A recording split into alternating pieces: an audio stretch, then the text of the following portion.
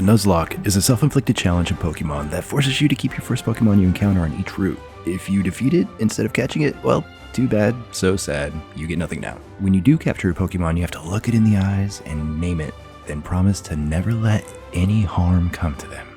If they faint, they get released or stored into a box. I'm gonna go with the graveyard box. I played Pokemon since I was a kid, sitting underneath a lamp using an old brick boy that had no backlighting. Not gonna bore you with a long backstory, just saying I've been a fan for a long years and have never even tried a Nuzlocke run. Figured, what the heck, let's give it a shot, should be relaxing. Going with Fire Red for this because Kanto region, best region, fight me. I did add a randomizer to this for a little bit of flavor, so that brings up to Gen 3 into play. Starting off at Pallet Town, like we always do, we finally get our starter Pokemon. Now looking at our options here, which honestly kind of suck in my eyes, Dugong was the best. Now I renamed her Duke and started my Pokeventure. After we finally get our Pokeballs, Rules for catching wild Pokemon here. Okay, there we go. We got 5 Pokeballs. That's okay. we can start seeing what Pokegods are willing to offer us. We get one of my most favorite recognizable Pokemon, mainly because of the show and the straight up macabre act of wearing your own mother's skull. Say hello to Cubo. So I know some Nuzlocks have kind of rules where you can't use the Poke Center a lot, but I'm going to. So get over it. I'm not sure if Viridian Forest counts as something different, so I decided it does, and we rolled the dice and came up with the Cascoon. We're gonna hold down A as soon as we do that, and then as soon as the ball closes, we're gonna press down to make sure it stays shut. That was the strategy. That's the strategy. Which, well, it's disappointing. All along the way, of course, we are taking out Pokemon and taking children's Poké-Rubles. Leveling up is also an optional challenge in this game mode. Ding. You can have a Nuzlocke where you can only level up to the max level of the current gym that you're about to attempt. We're not going to focus on that, even though we might just do that coincidentally. Anyway, we hit the bush and start whacking. Got the team ready and went to explore the right and got abducted and left in front of the gym. Figured, might as well. Brock only had a Cascoon with Harden and Asmaril, so this ended up being a pretty easy fight, and I assume this is the tempo for the rest of the run. With that done, we make our way through the gauntlet to Mount Moon. Start out this journey along this path by beating up a woman. Finally getting some grass here on Route 3, we go for another capture, and well, it's time to explain duplicates. It's easy. If you encounter a duplicate, like something you already captured, you could go for another one. So after 2 duplicates, we get Boomers the Shroomish. Which is okay. Covers the plant type at least. In the Poke Center near Mount Moon, there is a dude that sells Magikarp. Are you allowed to do this? And is it always going to be Magikarp? I'm just going to do it and then put it away. A Drowsy. Am I allowed to keep this? If I can keep it, I'm going to keep it, dude. Because I would not mind a Hypno. Well, I bought it and got a Drowsy instead. Named it Dip. Wasn't sure if this was okay to do, so I kind of looked into the Nuzlocke rules and you can do it, but it counts as that route's Pokemon. So went into Mount Moon, would have been a Haunter, which kind of sucks. Oh, I hate life. But can't get a Gengar anyway. Had some big encounters with trainers and wild Pokemon. Oh my god. What? Smacking Team Rocket on the wrist and What? Okay. and taking items they were just standing there looking at. Trolled a Mountaineer like a creep.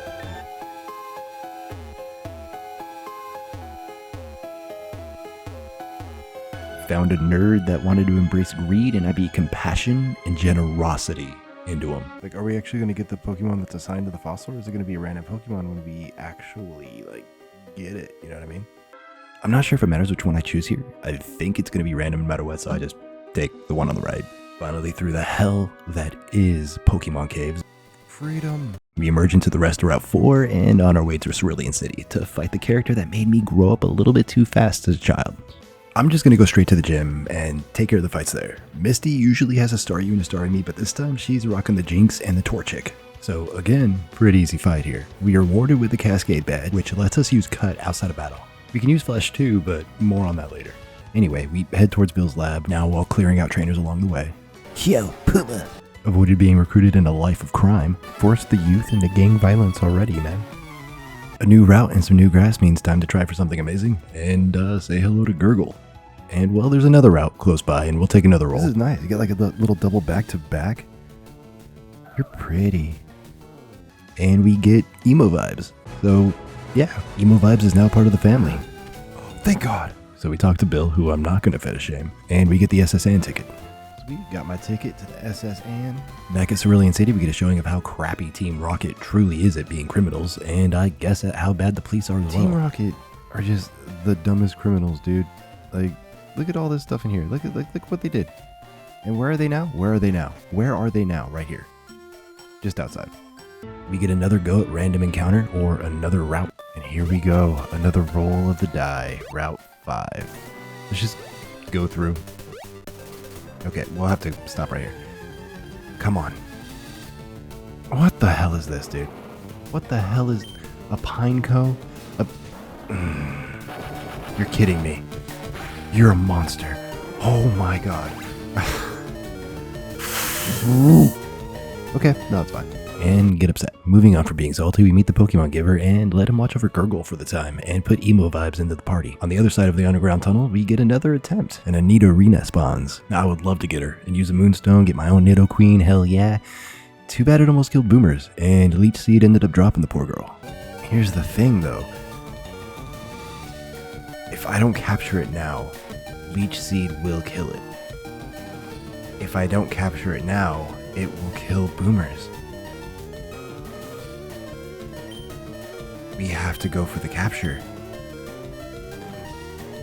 Please. Please. Oh my god. You're a monster.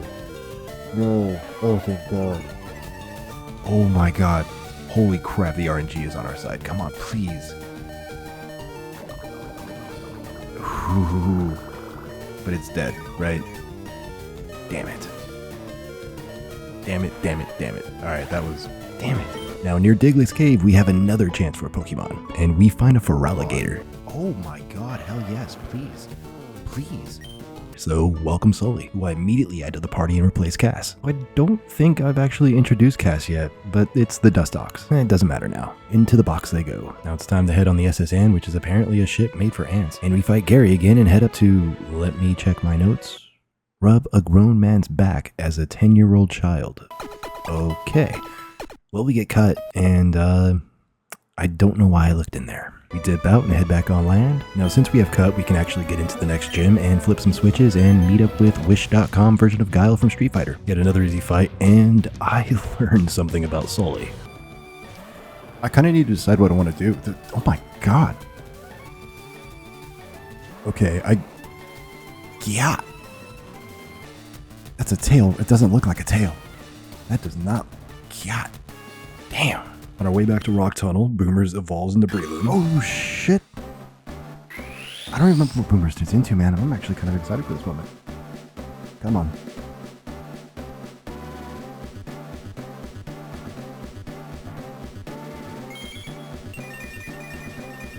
That is a glow up. Wow. Okay, cool. Breloom. And we capture a Seviper. So, say hello to Noodle. Then a Claydol, which is going to be named Dalek. Easy. Alright. And then you remember talking about Flash earlier? Well, yeah, that's the hard part. You kind of need 10 captured Pokemon in your Pokédex in order to get the HM for it. And Gen 2 and Gen 3 don't count towards that. Which it makes sense, but it does suck to deal with, and deal we shall. I feel like I need to count the cave as part of the route. So I don't think I should be able to capture things here. So I'm going to go ahead and say that I cannot get this love disc. I did that for Mount Moon as well, so I'm going to stay consistent with it. So I go through Rock Tunnel blindly, and I hated it. Every second of it. Made worse because we get a Mew, and we can't do anything about it. This sucks. This actually hurts. You really can't get much worse, right? Well, it sure the hell can. I take my very first captured Pokemon, and I make the dumb call to let a level 23 Cubone fight a level 25 Venusaur. Oh my god. I am so pissed off right now.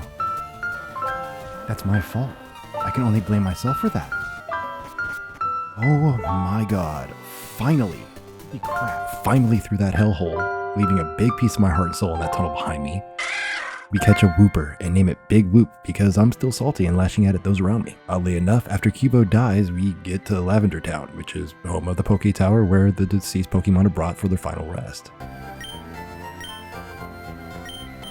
don't want any of those, to be honest with you. We talk to the nickname Raider and see how he likes Duke, and he has the audacity to want to change it. No. No. Absolutely not. How dare you? Feeling for Cubo, I head into the tower and come across Gary. Fighting him's light work, but he hit me with a mental super effective blow right at the end. I just got a Cubone. I had a Cubone. Now without the Silph Scope, can't really do much else, so time to head out. We make our way to the fabulous Celadon City, where the old men are creepy, and the casinos are ran by an underground crime org.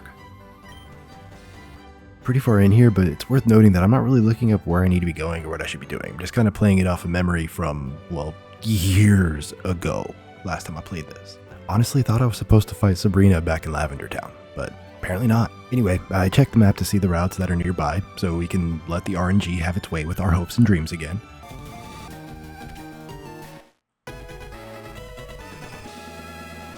Here's bruh, the Sunkern. Before we go hunting, it's time to run through the mall and grab some needed items. I found HM2 completely on purpose and not while I was distracted looking around.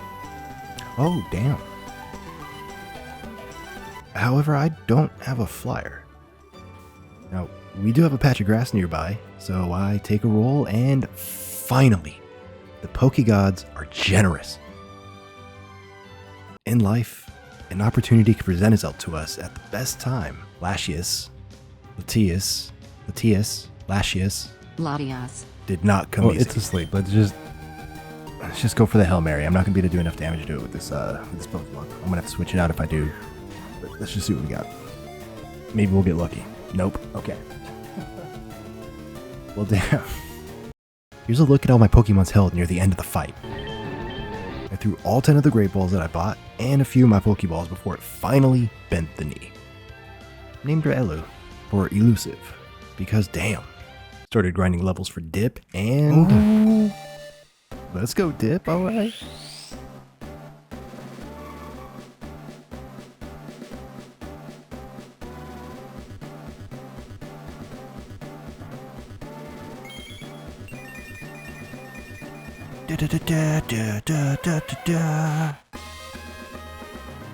They grow up so fast, don't they? Now, while we're in Celadon, we have to uproot the dastardly ne'er-do-wells in the casino, which took some hard deducting to find out where they could possibly be. I didn't know there was a hideout here until you literally just told me that there's a hideout and the secret way to get in is through this. You could have said nothing, dude. First of all, the stairs weren't down either. How did you get... Never mind. Never mind. Met the mobster Giovanni, who I just noticed while editing has a number 8 on his pants. Is that supposed to be the hint that he's the 8th gym leader? It's kind of cool. Anyway, I'm not losing to Tony Soprano, and Dip won't have any issues. Full pucker. Luckily, Elu was nothing to fuck with, and gets us to the final Pokemon, Diglett, at level 28, with Elu at 23. Not even a problem, though. Alright, Giovanni down. That was actually pretty easy. I mean, minus Pokemon almost dying, but it's fine. There we go. Now we can go back to Lavender Town. Now with the Silph Scope, we head to Erica to fight for the Rainbow Badge and get the big victory with my new hero Elu. Sweet. Alright. Another badge down. Now I have to relive the Cubo drama by revisiting Lavender Town, which of course was the first place I went after that Venusaur. I can't talk about it. Anyway, we need to find a malevolent ghost who is seeking to push pain and suffering on all those around with its hollow heart and dead eyes.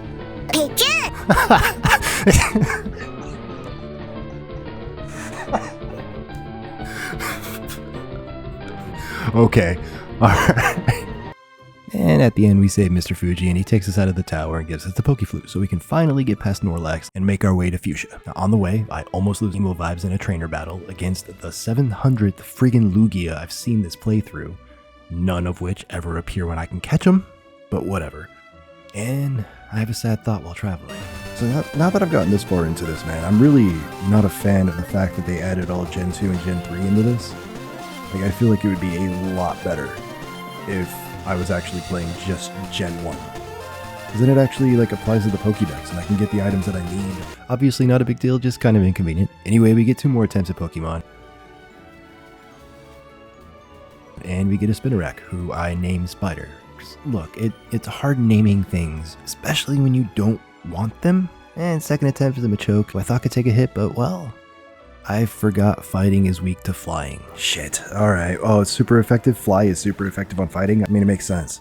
It actually makes perfect sense. In Fuchsia, I wanted to dip my toes in the gym to get a gauge on the levels to see if we are ready to take it on.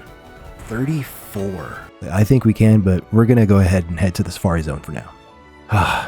The Safari Zone. I remember catching my favorite Pokemon Scyther here. Alright, let's see what we got. I don't even know what can be here. Obviously, it's random. Please give me something good. Please. Okay. Instead, we get a Togetic, which if we were playing later gens and needed a Fairy-type Pokemon, then sure, I guess, but here it's not that great unless we lose Alu for the flying, which, I mean, her name is literally for elusive. She'll never die. So we give him the fitting name of, and we got Togetic named Crap. yay. Well, let's get out of here, I guess. And then head to the west side of town, and we get a Bellossom, since, you know, only half our Pokemon are grass and bug type, so we definitely need more. Perfect. Anyway, called her Delphine and kicked her into the box. We make our way to face Coke. It leads off with a legendary Pokemon, but Alu is earning Daddy's love today. Then a Quagsire, which we just absorbed down, then a Hoothoot, which took itself out, and then we one-shot the Kabutops, giving him a prehistoric L. With Koga down, I realized something. Shit, how do I get Surf? Talking to random people, we hear about the Warden's teeth, and my weak, feeble inner child remembers getting Surf from the Safari Zone. Luckily, this is confirmed by a sign. Ooh, there it is. Win a free HM for finding the secret house. Huh? So we keep going and run into Ho. I'm angry about it, so I just throw rocks until it runs away. Why? I throw rocks at it. At the end, we get our HM for Surf and the golden teeth that I already forgot I got. Still don't have a bike, but Alu flies us to Celadon, and we had a stale room temp tea that was in my bag for a few days, but I guess is now a bribe for an officer. I can have this drink. Gee, thanks. If you want to go to Saffron, you can go through. Yeah, that's all it takes, guys. Learn your lesson, kids. If you want anything, just bribe the police. Just bribe them. Now, in Silphco, we take on a nerd and prepare to beat him into the ground. I fell in love with Alu, for it to end by this damn condom-shaped crying, laughing emoji. There's no goddamn way this just fucking happened. Oh my god. Holy shit. Oh my god, Alu. Oh my god. Luckily, we have emo vibes. Just use a dark attack and end the fight. Now, at that point, the rest of the fight's a blur, and I just force my way through it. Now, with this damn scientist imposter down, I truly express how I feel. I hate you. Deposit. Alu. I drop off Alu with Cubo, and we make our way to the top and find Gary waiting for us again, like he always does. Ooh. RNG doesn't do him justice today, and we move on to the main event of this entire raid. But first, we're getting a Lapras. Psych, it's a Dodrio named Cerberus. In the box. Yet another attempt at intimidation and theft is about to be thwarted by a 10-year-old with his 6 pets.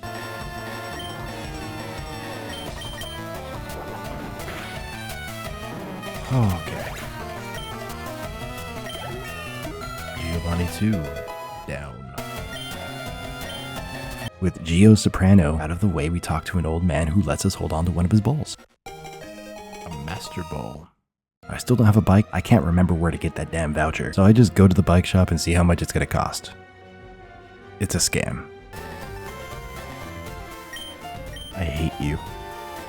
That means I have to, like, there's a way you get a bike voucher. So I have to find the bike voucher now, and as I'm looking around, I go across the warden, who apparently had been just lugging his teeth around with me for a while now, and we get HM Strength. We make Emo Vibe the strong boy, and we get trolled by a fake Eevee. Ooh. Oh. And get a ride on. Just name it Balboa. In the box. Finally find the place to be after listening to the insistent yapping of another old man. We get a voucher and jackpot. We now have a bike. It's a sledgehammer. Dang. You got shocks, pegs. Lucky. Well, we head to Cycling Road through Fuchsia while grabbing some sick air. Can I try it really quick?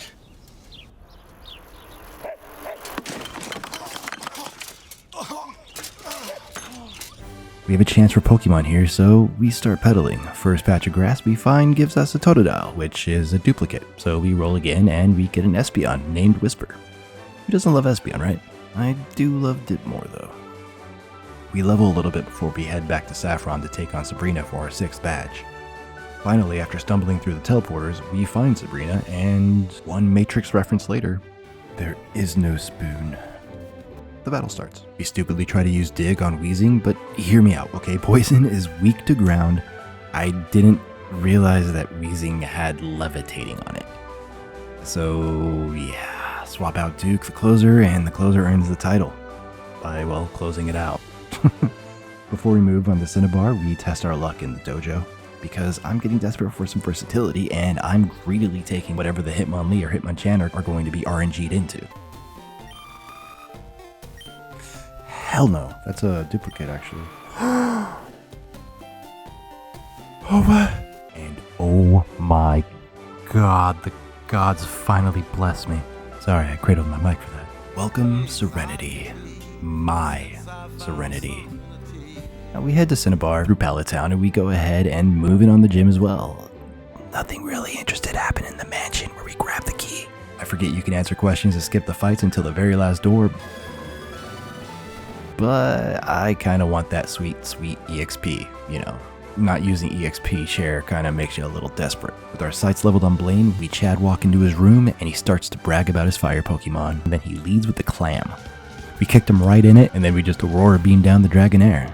And that right there is our 7th badge. Now I check my name on the statue, leave the building, and instantly get kidnapped again. This time I'm taken away to an island, find a frantic father worried for his daughter, then come across a town ruled by the great value Sons of Anarchy. Slap the bikers around a bit, tell them to beat it or face the wrath of child rage. I had to save the guy's daughter, who gets jumped by a metal bird, and then we just head back to safety. After that, we earn our freedom back, and Bill takes us to Cinnabar, where I left my fossil for Mount Moon, and we get Jester. In the box. Now feeling nostalgic, I decided to just walk up to the next gym from Pallet Town, and of course, we run into this.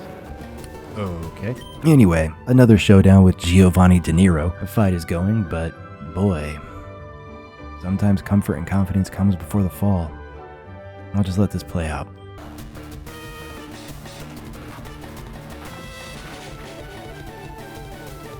Huge. Okay. Of course he did. If I can crit all this, man, that'd be amazing. Oh, I thought I did for a second. No, you don't. No, you do. No.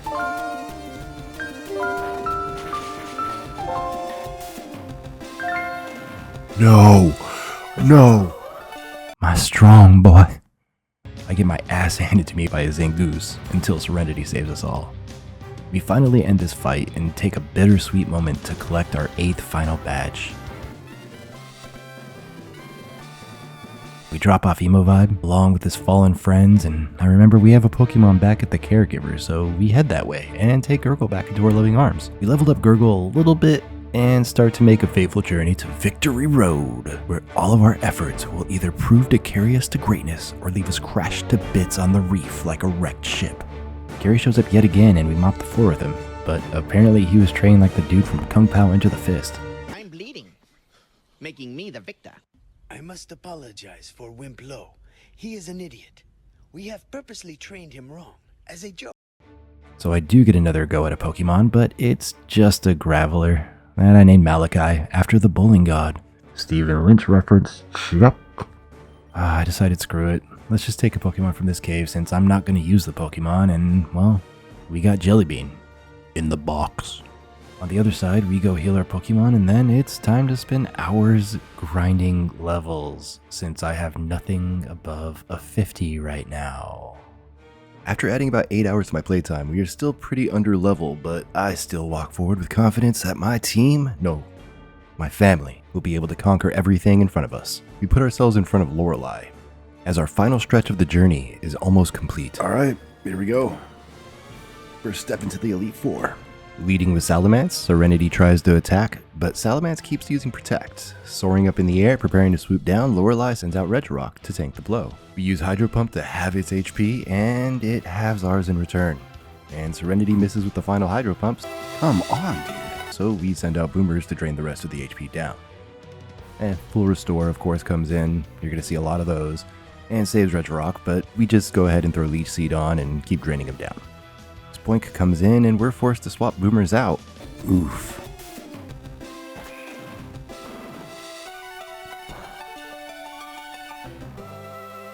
I was hoping for a lot more than that. Okay, let's go ahead and throw Dip out. And Dip makes her first showing. Spoink uses Rest, so Dip gets to eat some tasty dreams. I decide to use a few Calm Minds so that Psychic does more damage and we whittle it down. Next, it is a Ghastly, which is kind of just perfect for Dip with a couple of Calm Minds under its belt, so we can just one-shot it down. Salamence comes back out, and it's time for Duke to close it out. Now, I threw Duke out there because I thought Salamence was a Dragon type, and it is, so we're good. The final Pokemon is Staryu, and Duke starts to attack and almost ends the fight with a crit, but a Full Restore comes into play again. I hate Full Restore, dude. And we just headbutted down through some Hydro Pumps. 1 down, 3 to go. We step into Bruno's room and we start the fight. Swampert comes out first, and we swap Serenity out for Boomers and let the plant type do its work. We 2-shot Swampert down, Bruno throws out a Flareon, so we throw out Static for Dig, and that becomes immediately scary, so we throw out Duke to surf on Flareon's face a little bit. Duke with a big crit on Ralts. And another one down. Arbok gets 2-shot down, and Duke is looking very hurt. Luckily, the final Pokemon is a Wurmple, so I'm pretty sure I have nothing to worry about here. A very anticlimactic fight. Alright, well that's over. Another W, and we go to face Agatha, who has some gripes with Professor Oak. First time we get to see the beautiful face of Ditto, before, of course, it turns into Serenity, and we take advantage of it using Fly to dodge its attack and slowly drop it down. All the time, of course, Agatha is pumping out her full restores. And Gust, you're going to drop it, unless you do that. After Ditto finally falls, Agatha throws out a Claydol. So I test Serenity, and it, well, that's not a lot of damage. So just use Whirlwind and pull out another Pokemon. This dude comes out, so we swap to Duke to throw some beams its way, and the fight ends with an Aurora Beam, getting a level for both Serenity and Duke. We face off against the Claydol again, but Duke makes short work of it. We're getting lucky with these trainers throwing out a Pokemon that is weak to our current Pokemon, so we use Aurora Beam and drop the Dragonair. Our final opponent this battle is Lunatone, who we try to surf down, but it survives with 1 HP and drops Duke, so I try to use our speed to win the fight, and of course, a full restore prevents that from happening. We swap to Boomers because I'm dumb. Oh my god. Another bad decision because for some reason I thought this is a rock Pokemon, and now Boomers, who is our third caught Pokemon, joins the Fallen. We send out Dip so Psychic doesn't hurt it too badly, and we whittle it down. And with that, we finally defeat Agatha. Down a Pokemon that has carried us through quite a lot of fights, and having Static be so underleveled, I'm not really feeling good about what's to come, but on we go. We use some Ethers to restore some PP to move forward to face the final member of the Elite Four, Lance. And of course, he starts with the Shed Ninja, which Serenity can just one-shot with the Gust of all things, and we move forward there. Ghastly comes out, and next we swap to Dip, and pray it doesn't use Dark Attacks, which it does. I pump out a Calm Mind, hoping that it would set up a one-shot when I should have just attacked, but luckily the one-shot works. I was hoping to power up Dip and have her kind of lead the attack for the rest of the way, but being hurt like Dip is, it's time to swap out for Duke. Duke overcoming its paralysis each attack to drop this freaky Moth, and an Omnimite comes out. I throw out Static because, I mean, should be good, right? Damn. Nope. swap it out with Serenity. Spamming Protect and missing with Hydro Pump as we tickle its health down, I decide to use Gurgle, thinking it might speed it up. We get the damn thing low, but another full restore brings it back up. I use Confuse in hopes that it helps tick the health down a little bit, and I swap to Serenity and just use Whirlwind, so I know what the last Pokemon is at least. I put Gurgle back in, and we Shadow Punch Pillow-Swine down. I assume Lance is at a 4 restores now since he lets it fall, and Omnimite comes back out. And we continue confusing and Shadow Punching until it runs out of moves and uses Struggle, helping us defeat it. And that's it. We finally beat the Elite Four. It's time to take our throne as a Pokemon Master. Well, would have been. Gary didn't get here first. One more challenge to go, and we are sub 60 on all of our levels, most of our Pokemon being sub 55. It all leads to this. I walk in with the air of confidence, but deep down I know this is going to be the toughest fight we will ever face. We have Serenity versus Granbull for the start of this fated fight and get hit hard, but Serenity is able to drop Granbull down. Jolteon comes out next and we swap to Dip and Thunder hits hard. Dip is able to sleep Jolteon and we feast on some dreams to get some of that HP back. While surviving with 1 HP, I'm terrified it will wake up, and it does, and the biggest miss in the history of Pokemon misses happens. And we can finally move to the next Pokemon. Nidoran comes out next, and just like we did with the Ammonite, I think Static might be able to do something, and well, Dig is effective, but Static wasn't with us for long. Jolteon was always my favorite of the original Evolutions, and I failed him. Duke steps in. Sadly, I'm sure she's getting used to coming out after one of our family members die, but she does what Duke does, and drops the Nidoran and the Doduo that followed afterwards. Meowth comes out, and I trust Duke to keep the momentum going, and she fights with all of her heart to get us to Gary's final Pokemon, a Gardevoir. Future Sight means a guaranteed attack will come through in a couple of turns, so we try to end it, but just can't overcome its health before our very first Pokemon, our savior, makes the ultimate sacrifice in our final confrontation. We send out Serenity to attempt to finish the fight, but like the Elite Four before him, Gary loves his full restores. Another Future Sight comes in and I fully puck her, but it doesn't hit as hard as it did before, so I just keep Serenity in play and let them keep flying up to smash into Gardevoir. Future Sight comes in again, and apparently it misses if you're in the air, or it could just miss altogether, I don't know. I use Gust expecting Gary to use another full restore, but apparently he's out. And that is it, the most bittersweet feeling of finally finishing my first Nuzlocke while knowing we had to make multiple sacrifices along the way.